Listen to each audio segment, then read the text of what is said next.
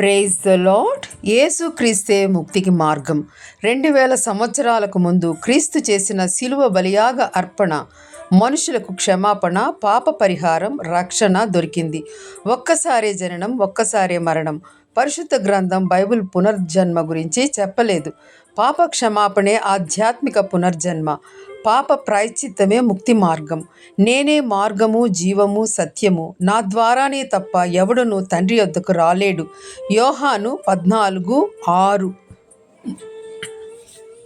మనుషుని మరణాంతరము దేవుని తీర్పు ఉంటుంది.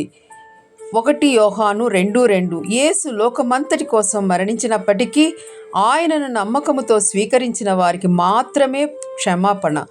మత్తయి 24:42-51. ప్రాయశ్చిత్త దినమున యాజకుడు అతి పరిశుద్ధ స్థలంలో ప్రవేశించాక దేవుని ప్రజలు అతడు బయటికి రావడం కోసం ఎదురు చూచేవారు. యేసుక్రీస్తు మన ప్రధాన యాజకుడు. అతి పరిశుద్ధ స్థలము సాక్షాత్తు పరలోకంలోకి ప్రవేశించాడు. ఆయన రెండవ రాకడకై మనం నిరీక్షించుచున్నాము. క్రీస్తునందు ఉన్న వారికి ఏ శిక్షా విధి లేదు. ఆత్మ, ప్రాణ, శరీరాలకు విముక్తి. యేసుక్రీస్తే ముక్తికి మార్గము. ఆమేన్.